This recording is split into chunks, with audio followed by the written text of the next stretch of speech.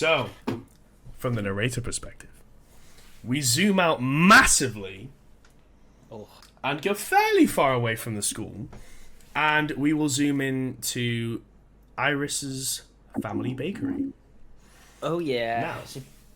Would you like to describe your character? Yeah.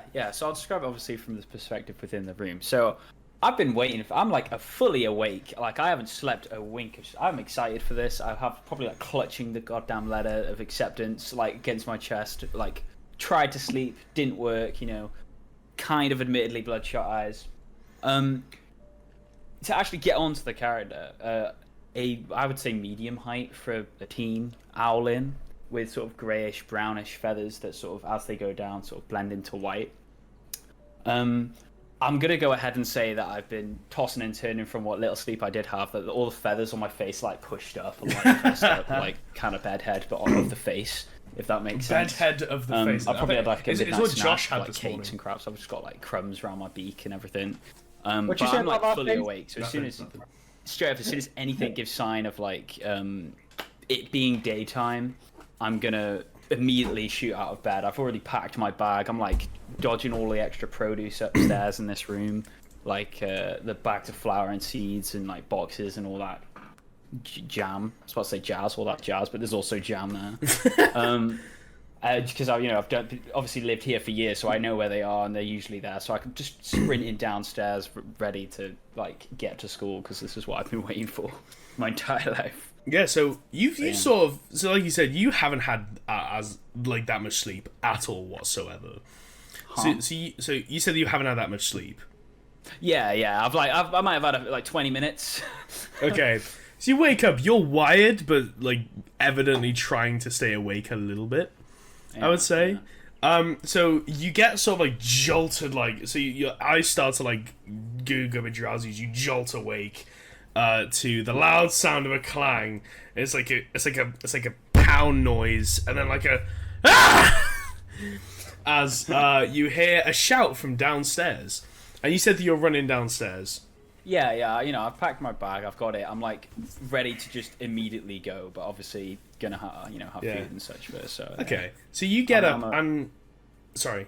Yeah. No, that's it. Yeah, I'm heading downstairs. Like, okay. So you're heading downstairs. You walk through this room, and what you notice throughout this room is that it looks like a storage room or like a secondary storage room. It's filled with bags and crates of things used for produce, and as you're sort of like making your way through this room, you said you're packed already, you've got your letter in your hand, and you hear, "Breakfast is ready, sweetie!"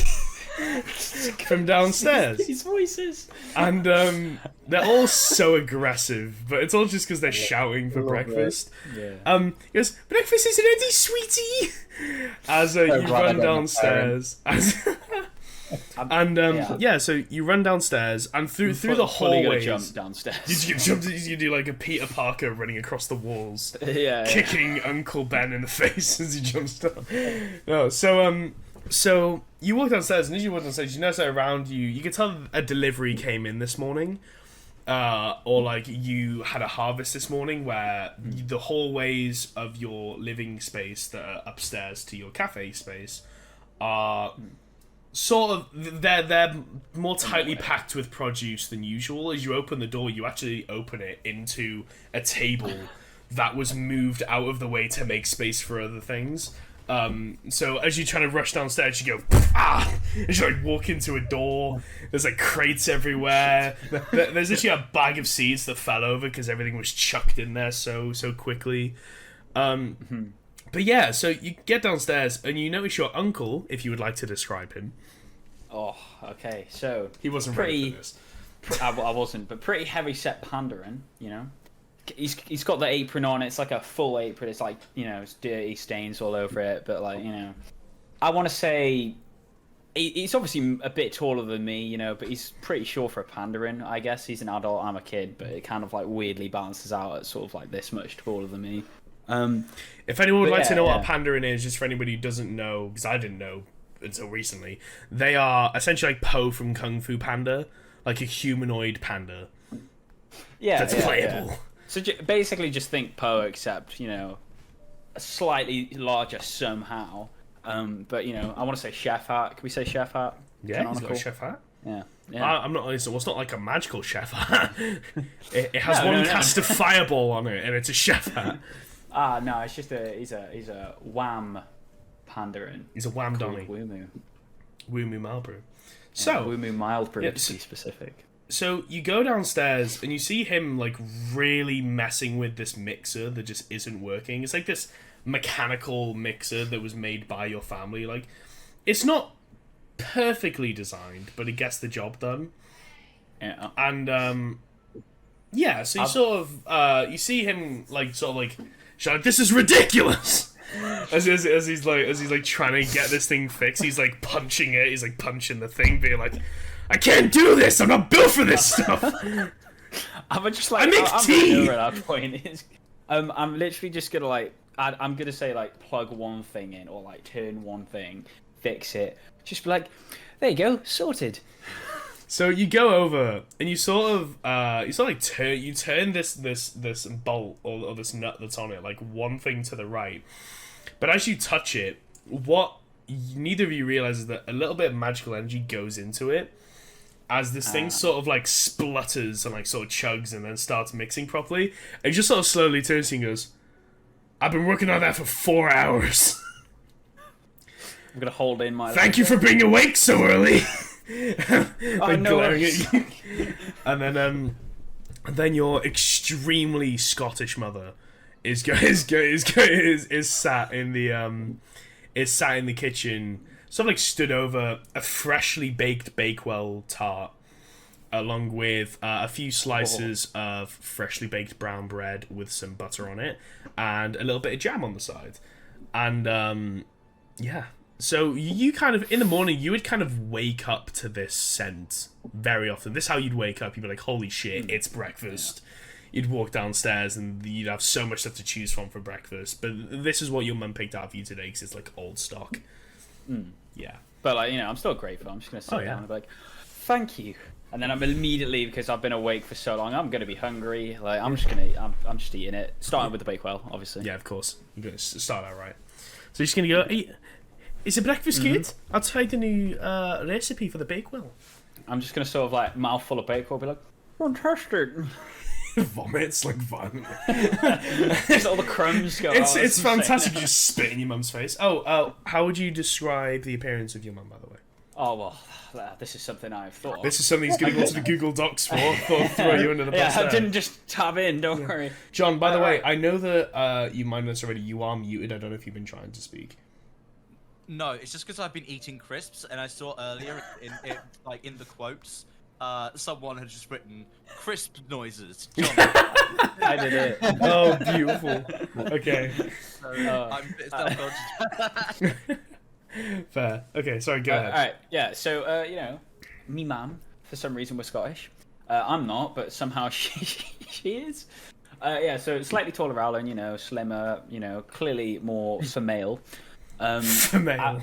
I want to say pretty similar, like, feathered plumage. Is that what you'd call it? I don't know.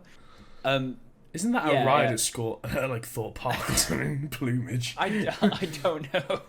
Okay, yeah, so pretty similar, like, feathers. I want to say her apron's like very tidy compared to Woomu's. Woomu's is like he hasn't taken it off in like 2 years. Like hers is like washed all the time.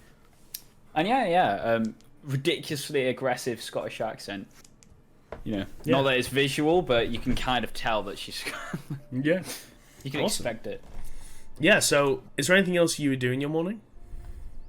I want to say, obviously, give the fam a little hug, then leave out the door, grabbing an extra helping of like the cherry bakewells, shoving them into my bag as I go. Yeah. So you sort of wait for your mum to turn around, as you've actually gone for the bakewells closer to the back of. So you have these little display baskets. So I just knocked my mic.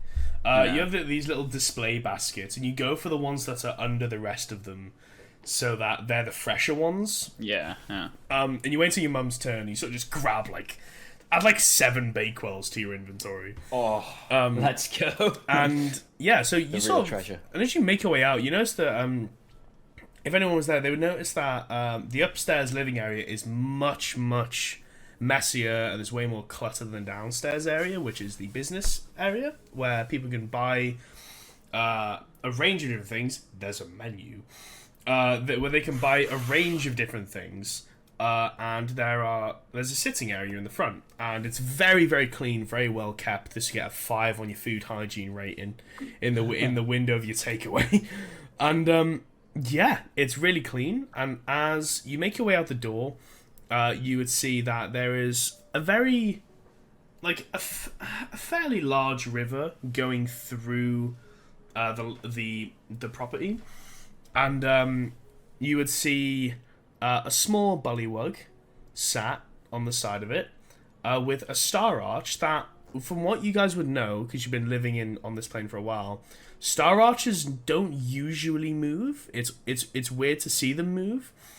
This one it has a load of ropes and contraptions strapped to it. It's essentially being used as a mill, as it's spinning, and it's actually going through the river as the water's causing it to turn. And yeah, and you're in the middle of massive farmland. There's fields as far as the eye can see, and there's actually a main trail where you can see students walking along the trail right past the bakery, and they come in and buy things on the way. Yeah, anything else you'd like to do? No, I'm heading out. I didn't know whether there was a bus, but I'm assuming my character knows, so I'm just gonna run in that direction, I guess. There is no bus. Students, I'd probably follow them. So there are some lined up torches that usually aren't glowing, but they're glowing bright orange, and that shows how you would get to your destination. So all the students find those arching lights and essentially follow those lights to the school. So what's this? Oh, thank you. You're welcome. My girlfriend just came in and gave me blueberry muffins. Awesome. So I'm gonna eat them. It isn't a Bakewell, that's true. So after that, we will pan over to the largest property you have ever seen. John unmutes, I like it. A large property, you know. There would be a lot to cover here, but we're going to start with a very, very tall-ceilinged, spacious bedroom with curtains that look like they haven't been closed for about 48 millennia. And there's a lot of lilacs and sort of like ultraviolet colouring. There's a large 4-poster bed, like a double king-size bed. It's enormous. With a little corner with a window. Windows very well kept. Everything is extremely ornate and beautiful, very organized, and there's an area for music practice. There's an area to do makeup. There's anything you would ever need is there. Aurora, would you like to describe yourself? So I would imagine that I'm currently sleeping. So, yes. I'm just sort of sprawled out bed, taking up as much space as I need to, because I have enough space in this bed. But I am. Your bed is bigger than TikTok's room. Probably. Yes, and what would be visible would be she definitely looks elvish. It's maybe not quite. There's a lot more pinks to her and things like that. She's got long auburn brown hair, which is just covering the bed because she's completely sleeping in every day. Currently wearing a like a very light purple nightgown. Lots of purples. Yeah, it's very much lots and lots of purple. So yeah, awesome. And yeah, I suppose I'll probably remain asleep until I am. Okay, so you are fast asleep, sprawled across a bed. You actually just starfish in this bed. being like, I have space, let's make use of it.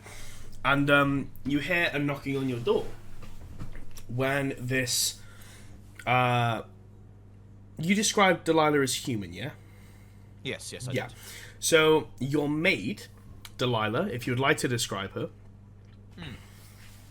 Yes, so Delilah is a blonde maid, quite pale skin. She's relatively short, quite slender, and currently wearing a very tidy, dark purple maid outfit, really. The typical, the skirt, the little apron, which is pretty much the same shade as my nightgown. Yeah. Yeah. Okay. So, she sort of like lightly knocks on the door, and she knocks on the door, and you two are very close. So she doesn't really wait for you to answer. She like lightly knocks on the door. She walks in. She puts breakfast sort of on a chair, I'd say, to the side of your bed. Comes over and says, "Aurora, it's time to wake up." And I would say that she kind of slightly whispers it so that you don't wake up. And then she smiles and then she grabs your other pillow and just hits you in the face with it. And she says, "Come on, wake up, you're wasting my time." As she like hits you in the face. And she's like laughing as she does it. Yeah. I wake quite abruptly, and like after a couple of seconds, like I'm just sort of sitting. I sit upright, and I'm just taking these hits, just accepting them. Just sort of like a very depressed look on my face, and then I just turn to her and I say, "Delilah." Sorry, no, that's not the voice I'm doing for. Delilah. Please don't. Please don't. Stop for a moment. And she sort of like, she's still like, her smile like kind of fades, but like only a little bit. She can tell that like it's a bit like she's never seen you act this serious, and she sort of puts the pillow down, and like she's all like looking at your breakfast, being like, "You're not gonna eat?" As she looks away to my breakfast, I'm going to grab the pillow and I'm just going to smash her on the head as she's looking away. Perfect. And she grabs the pillow from behind you as you sort of like, you're leaning up against it, maybe on the back of the bed. She grabs you, fall back, and she just like hits you on top of the head with it. And she goes, "All right, I concede. If you as you hit her again. And yeah, she says, "Hey, so I brought you your favorite breakfast," and shows you a croissant and an apple on a plate, on a tray. And then she sort of like reaches, she lifts up her maid skirt a little bit, reaches up on the side, and then sort of brings out a very small bottle of champagne. And she says, "If you tell your dad about this, I'll die. So please keep this amongst yourself," and hands you a small bottle of champagne, which you did previously ask her to smuggle for you. So, I will immediately drink it.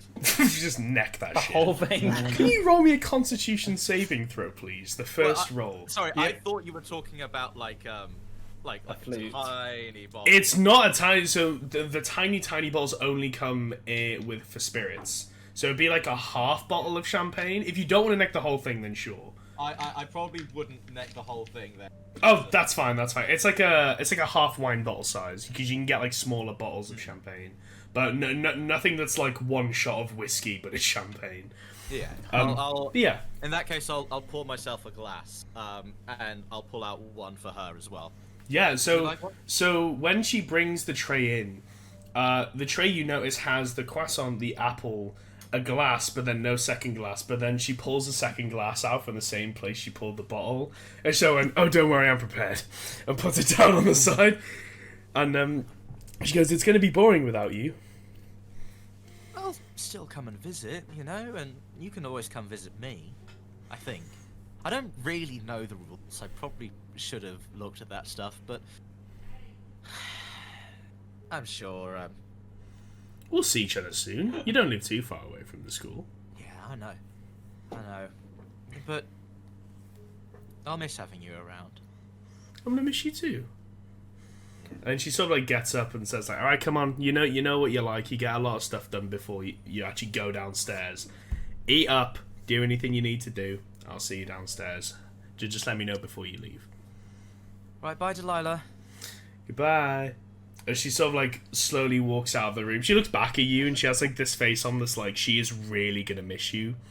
Obviously this isn't the last time you're gonna see her, but she just looks at you and she's like giving you like egging you on, kind of. She's like, "Come on," because you have. I'm gonna ask you to describe it in a second. You have a very, very extensive morning routine. I don't know if you remember it all, but I've got it on my notes. I brought it up earlier and I was reading it just to make sure I can remember it. Awesome. So we're gonna so she sort of says goodbye, looks at you, tries to like coax you along to speed up the process a little bit. Yeah, I'll give her a wink as I take another sip of my champagne.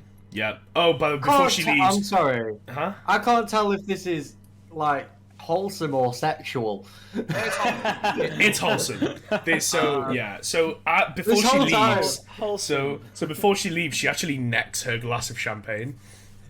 You're She's drinking like champagne and winking at each other. she's there like, "All right," on it, necks it back, and then just leaves. Pillow fighting. Yeah. Oh. Hey, now piss off. Nah. There's going to be enough time where I'm going to be incredibly flirtatious. We're going to. Yeah, I don't think we need to do that here. We're about to go meet her butler soon, so we'll do all that when we get downstairs. All right, and I guess I'm going to. I'll go over to my I'm gonna go over to my outfit, which I laid out last night. I had been carefully picking and choosing what I was going to wear. Mm-hmm.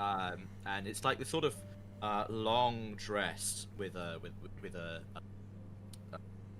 black sash. Of course, it's a light purple. Yeah. And it's like a dark brown leather jacket. And I put it on, and I look at myself and I look down at my outfit. No. And I get out of that, and 3 outfits later, I end up finding my way just wearing what I always wear. Well, not entirely always, but. Well, I was about to ask you to roll me a d4, and that's how many hours it takes. No, she's pretty quick at. Yeah. Like. She's going through this in a brute force way, but she's doing it quickly. Mm-hmm. And she puts on like a Parma violet shade of shirt. It's got like large puffy sleeves. It's quite open. I'm wearing a brown leather corset, and a dark purple mini skirt. And I look over at my hair and I think, first impressions. I need to remind people that danger's my middle name. Come on, Aurora, what are you going to do? And I'm going to glance around the room, and I'm going to spot I'm going to see my acceptance letter on the table, and there's like a little delicate knife, which I use to open my letters and things like that. But it definitely looks a whole lot more dangerous than it actually is, because it just opens paper. And so I tie my hair up into a bun and hold it together with this letter opener dagger. Mm-hmm. I finish off my breakfast, my croissant and my apple, and I pick up my flute and I'm going to do my. I'm going to start off with some scales. I'm going to practice my scales for about 20 minutes, and then I'm going to move on to working through. Well, it's I'm working on a piece of music. Just making sure that I've got, I've learned all the notes and I've got a track of all the dynamics and all of the technical stuff. But what I'm really working on at the moment is making it a magical performance. And another hour or so passes, and I glance down and I see my parents. I see that the sun has definitely risen now, and I should probably think about getting ready for the day.